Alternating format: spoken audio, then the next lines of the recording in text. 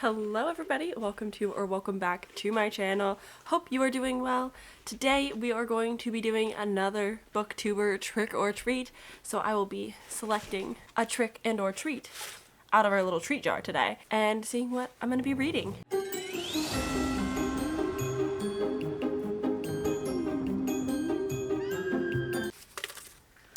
Let's see what we got. Well, I already read this, so I knew it was in here. I knew it would happen. Let's try again. Ooh, the last session. That's really exciting. We might, if we're being super real, honest, and truthful with one another here, Lexi recommended 2 horror books. This was actually the trick. Hi, Sam. It is time for a trick. So this book, at the time of filming this, has an average rating of 2.97 on Goodreads. Most people I have heard like this book less than the author's previous book, myself included, even though I still did like this one. So you will be reading The Last Session by Julia Bartz. This is another retreat book, but it's a different focus, and a lot of people do not love this one. And I actually have The Last Session on Libro FM because I purchased it a couple months back thinking I would get to it like right away. Julia Bartz wrote The Writing Retreat, which is one of like my favorite horror books. I love the atmosphere. I loved the beginnings of this like culty retreat. Seance, weird fever dream, weird moments going on at the beginning of the half. I like how it turned into like this thriller, murder mystery. I really dig that book. So I'm actually kind of excited for the sequel, but I guess it's not been getting great reviews. So I'm a little... Sequel. It's not a sequel. Not a sequel whatsoever. It's just like a normal book. But I've heard pretty mixed reviews on it. Not as many positive as I'd hoped, but I still want to love it. I know that Lexi liked it, so maybe we'll align in this. But Lexi's other pick, which I have not pulled out of the candy jar yet, I guess I'm calling it that, the cauldron yet, is You Weren't Meant to Be Human. And I actually was one of like the first people to request the audiobook on Libby, so I actually currently have it. So we might be doing a Lexi twofer and listening to both audiobooks just because I have them available. So why not? I was kind of hoping that I would pull at some point Lexi's You Aren't Meant to Be Human so that we could like vlog it together and review it. I'm wanting to start it like super soon, so I actually think this is like the perfect timing. So yeah, I'm gonna start You Weren't Meant to Be Human. It has nothing to do with the last session, but I'll, continue with the last session as well. Okay? Okay. Hello, it's time for a treat. I picked a book that is on your TBR. The average rating is very high. It's a 4.5 at the time of filming this. So you will be reading You Weren't Meant to Be Human by Andrew Joseph White. I've heard really good things about this one. I'm interested in reading it myself, so I'm excited to see what you think. It seems kind of weird, and I hope you enjoy it. Okay, hi. I mentioned earlier that I was planning to start You Weren't Meant to Be Human today. I probably won't get it finished today, realistically. Maybe tomorrow though, so you'll hear from me shortly, but let me look. I am 6% in. I've made so much progress, but I'm 6% in. You Weren't Meant to Be Human is Andrew Joseph White's adult debut, and it's got some heavy trigger warnings. I'm a little bit nervous for it. We'll see how I can stomach it. It's a lot about like pregnancy, maybe miscarriage, but anywho, in this we are following a young trans boy. I don't really think he's probably that young. He's probably like mid to late 20s, realistically. We're following a man, trans man. Crane now lives in this place called The Hive. And The Hive is like, I have a very small understanding so far, but it feels kind of post-apocalyptic. But there's like The Hive, and he lives there, and it's kind of like a commune situation. And he's just like working a job. He works with this guy, Levi. Levi is his partner, but it's a little bit dom sub. It's a little bit kink. It's a little bit dubious con, non-con play. But it's very rough, a little bit uncomfy, as you can maybe imagine.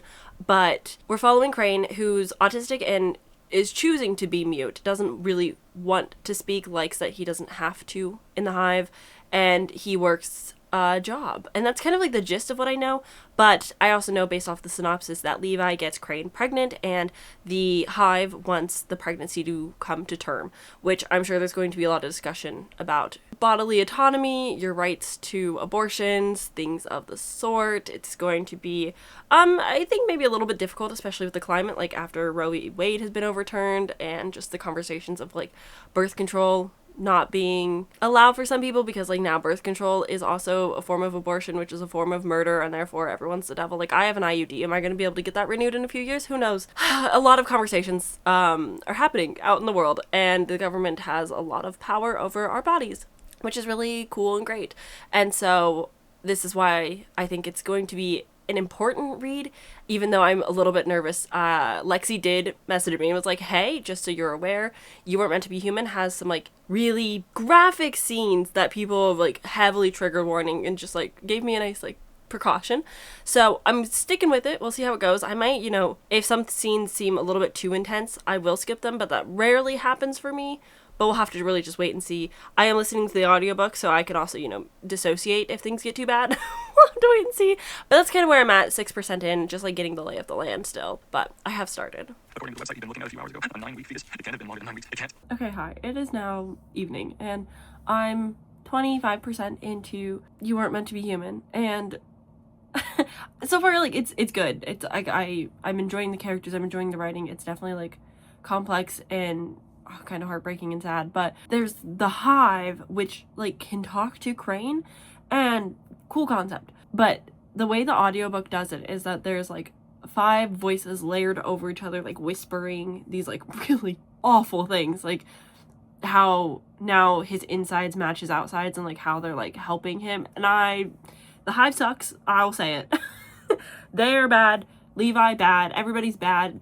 He has a support system, but like he's kind of excommunicated and away from them, like not non-cult members. It feels the Hive feels quite culty, and it feels like Aspen and Birdie, like his friends, are outside of the Hive, which he's not supposed to like have these relationships outside of the Hive, which is giving cold. But we have the Hive, and I guess in some ways like Crane can hear the Hive telling him things, but it's not good things and it's bad. But because you've got these like voices layered over each other, it's honestly kind of hard to hear what they're saying and like understand it. Like, I normally listen to my audiobooks anywhere from 2.5 to 3 times speed, depending on the audiobook, depending on if I'm reading along with it or not. This is one that I'm listening comfortably at a 2.75, and when the Hive talks, I have to drop it down to like 2x speed. Because it's really hard to grasp everything they're saying just because of the way the voices are layered. So that's kind of hindering my like reading experience, to be like, wait, where's my phone? I have to like pause it. I have to like find all these things. So besides that, going well. It's so far like more sad than it is scary, but I think that Joseph Andrew White knows how to write some horror, and so I know it's going to get absolutely freaky. But I am liking it. My little mini check-in. I just really had to like talk about my little complaint about the silliness of the Hive. Like, come on.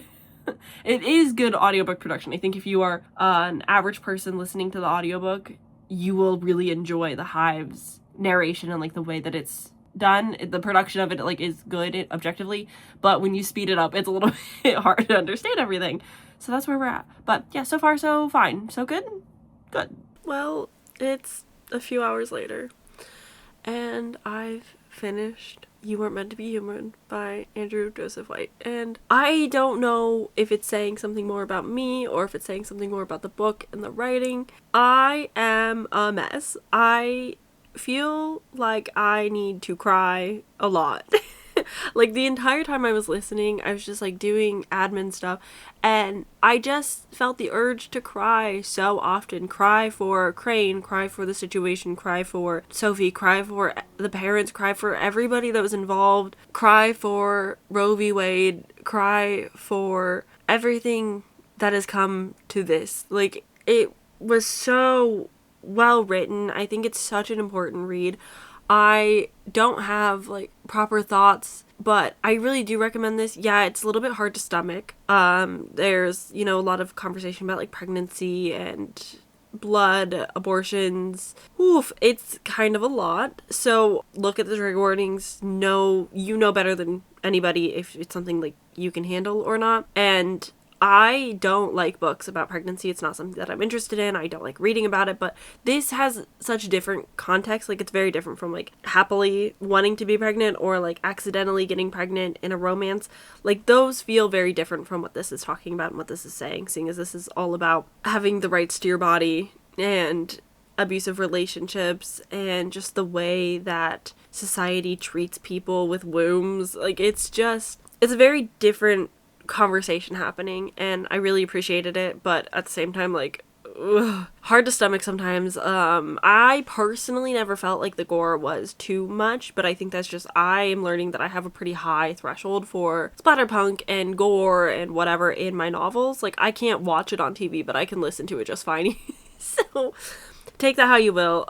But a lot of people say that this is incredibly hard to stomach, but also it's getting a lot of 5-star reviews. So, like, you know, again, you know yourself better than I do, so you'll know whether or not you can pick this up and handle it. But I do recommend it. I think the audiobook narrator did a great job. I was really invested in these characters' lives. Like, I love Crane so much. I love these people. The ending really had me as just like a near sopping mess. Like, I'm gonna go. I'm gonna not cry. I'm gonna keep working on stuff. I might play some Sims to relax a little bit, but I'll put on like a silly, goofy audiobook that's just such a different vibe, such a different palate cleanser to just, you know, move on and be okay. I'm okay. We're all gonna be okay. But yeah.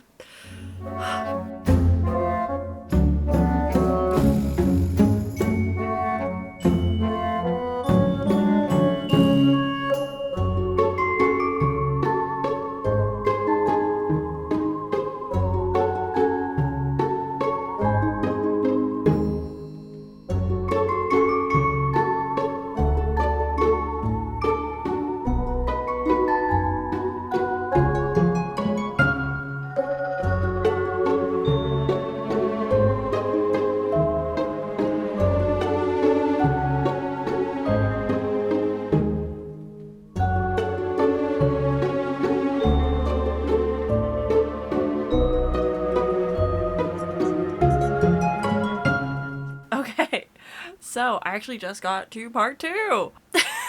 I don't know how I feel. So, the last session so far, we're following Thea. Thea works at a mental institution and kind of works as / helping. I don't fully get the job, but that's okay. She basically is like a social worker, though. She's helping patients and whatnot. And one day they get a patient who comes in who's like totally mute, not really responsive, seems to have some type of amnesia, not doing so well. And weirdly enough, she looks really similar to Thea. And they share birthday, and they have a lot of these, like, what's the word? Similarities. We'll just leave it at that.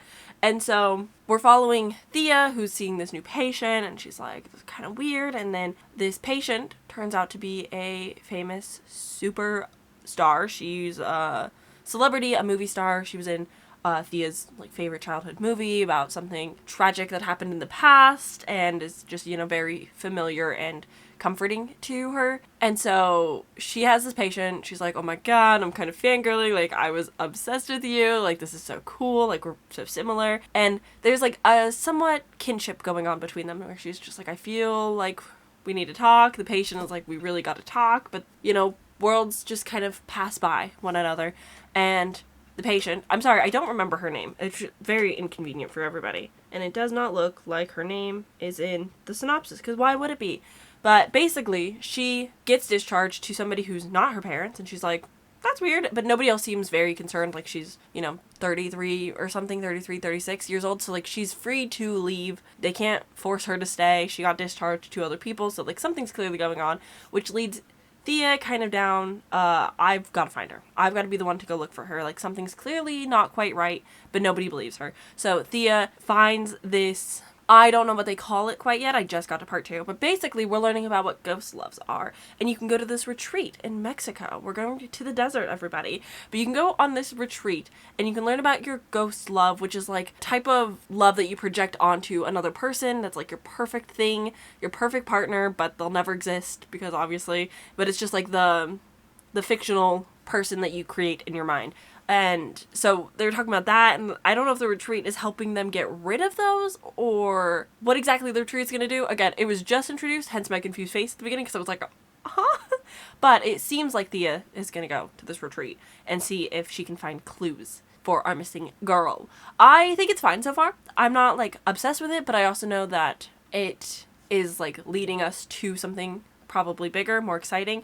It's been fine. I like Julia Bart's in the past. The writing retreat has some of my favorite atmosphere. I really liked the winter setting and how the beginning of the book is all like seance-y and fever dream and weird, and then it turns into like a typical thriller.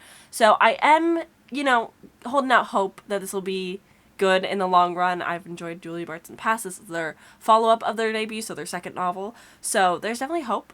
But it's just like good so far. It's just like a fine, nice listen. Nothing crazy about it. Nothing has really happened either.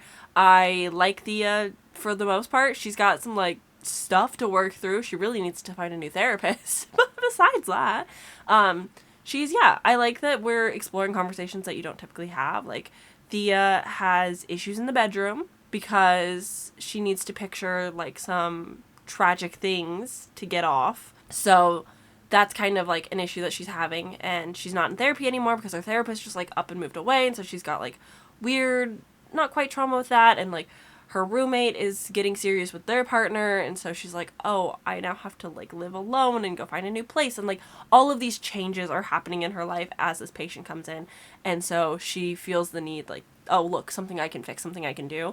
And so I think that's kind of an interesting lens for a thriller.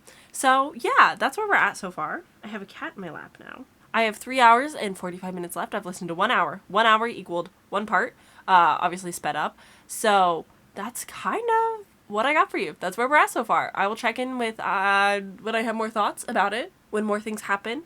I'll let you guys know, and see you then. I'm gonna keep playing Sims. No, shared psychotic disorder when I see it. He shook his head, his face going pale. Listen to me. Okay, hi. It is later. I finished the last session, and, it's exactly as ridiculous as you might expect Julia Bart's book to be. It definitely got weird. It was definitely interesting. I was not expecting the discussions to go where they went. I really like the balance between, like, the wacky and the realistic, like, the exploration of, like, cults and what cults might believe with things like past lives or like ghost loves and like these kind of more strange topics of like what cults would believe and like falling into the beliefs. I like that exploration while also balancing like trauma response and how to heal from stuff and like cyclical natures. Certainly interesting, but also at the same time like it goes so weird that there were a lot of moments, especially like part 3, where I was like, what is happening? What's real? What's going on? Like, I was kind of confused along the way, and I do think that's somewhat intentional.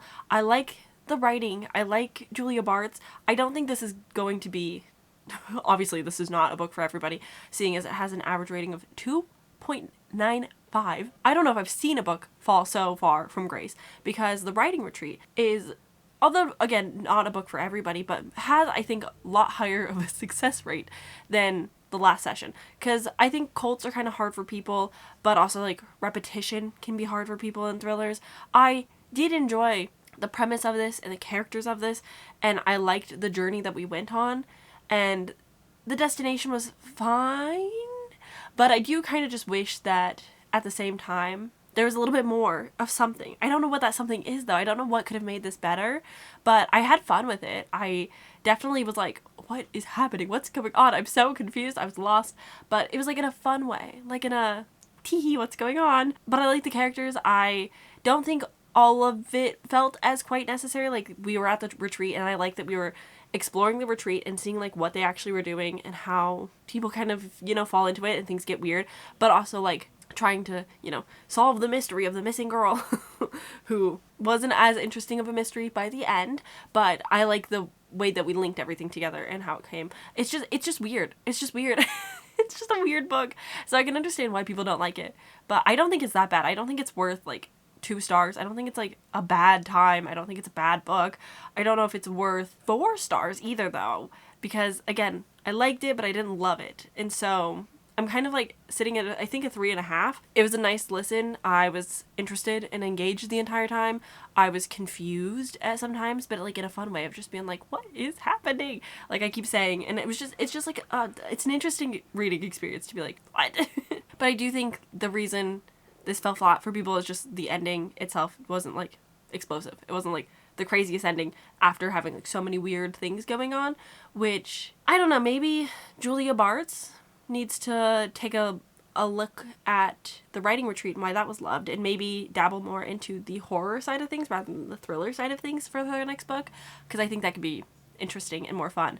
But yeah, overall, I did enjoy my time with this, and I am happy that I read it finally. I have this on Libro FM, so it feels really nice to have a little check mark next to my completed and finished book. Like, I got my check mark. So I feel quite accomplished. My goal is to, you know, actually read the books that I'm buying on Libro FM so that I don't end up with like a bajillion audiobooks and I never read any of them. So that's kind of my nice little reward as well. It's just another thing done. But yeah, I don't really have a lot to say about this one, unfortunately. Like it's just kind of weird, but I can't talk about it because I don't want to spoil things. It's wacky, it's culty, it's not really about fame, but there is like some fame element. We're following a person who works closely with like the medical health industry and field, so you're kind of getting a look at like signs of a cult and like manipulation tactics, which I kind of found interesting, and I just overall found this like to be like a good time.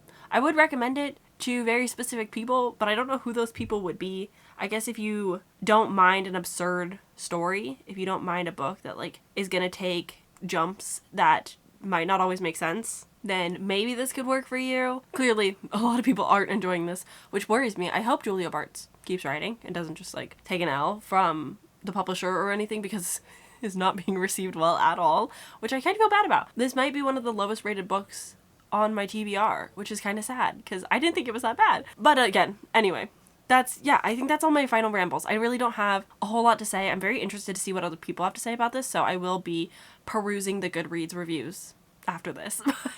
I'm just so curious why people hate it so much, because I didn't think it was that bad. But anyway, I'm gonna keep talking in circles and keep rambling, so I'm gonna go. Thank you guys for hanging out with me. Oh my god, the next trick or treat is the finale. Can you believe it? Oh my goodness, I can't. But I'm so thankful that Lexi kind of pushed me in the direction to finally reading this. I understand why it was a trick, because so many people don't like it. I know that Lexi did, so hey. They're out there. People are out there. Happy to have read another book from this author. I hope she keeps writing more. I am so thankful that Lexi sent in some recommendations that actually worked out really well. And I am looking forward to our finale. Oh my gosh. Ugh, crazy. Okay, bye.